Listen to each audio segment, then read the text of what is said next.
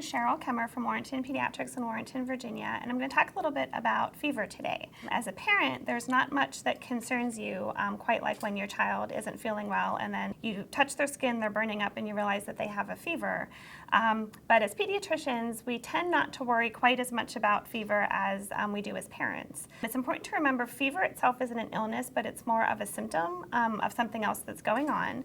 And generally, it's not harmful, even though it can make your child feel very miserable. So we generally recommend treating the symptoms rather than just the number on the thermometer. There are a few times that we do tend to worry a little bit more about fever. Infants 3 months of age and under have a much harder time regulating their body temperature, and an elevated temperature at that age can be a sign of a serious illness that they may not be able to show as many other symptoms. So 3 months and under, we worry a little bit more.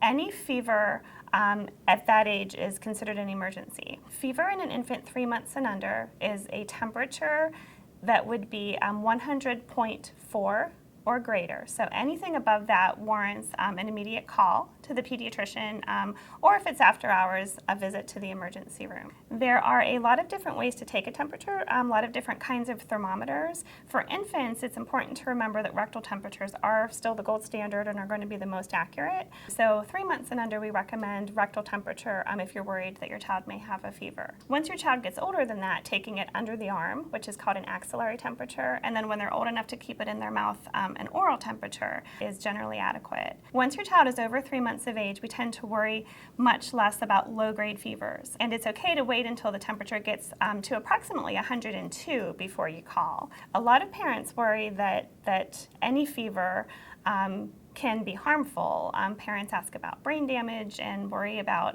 severe consequences. That's incredibly rare. We don't worry about long-term effects of fever until it's really 105 or higher for an extended period of time, and that's very uncommon just due to illness.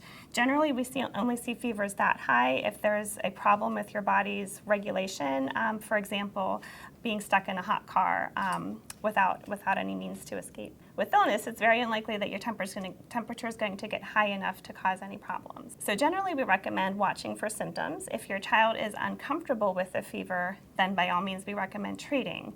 The two main medications for treating fever are acetaminophen, most commonly Tylenol, or ibuprofen, which is most commonly Advil or Motrin. Most bacteria and viruses can't live very long above a normal body temperature of 98.6, so letting the fever go if your child's not significantly uncomfortable actually helps them to fight off the infection that's causing the illness in the first place.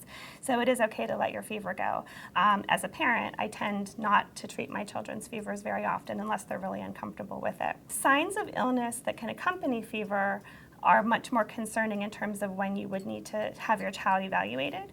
So if your child is not acting like themselves, if they're lethargic, if you would have significant coughing, trouble breathing, any specific pain anywhere, or an unusual rash, then that warrants a call right away. More commonly, though, when we see fever, there's not much else going on with it.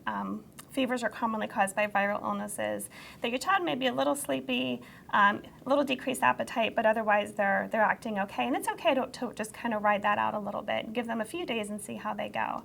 Any fever that gets to 104, we would want to hear about, or any fever that's lasting longer than 3 to 4 days, we would want to hear about as well. So in general, fever, again, remember, it can be your friend. It can help to fight off an infection.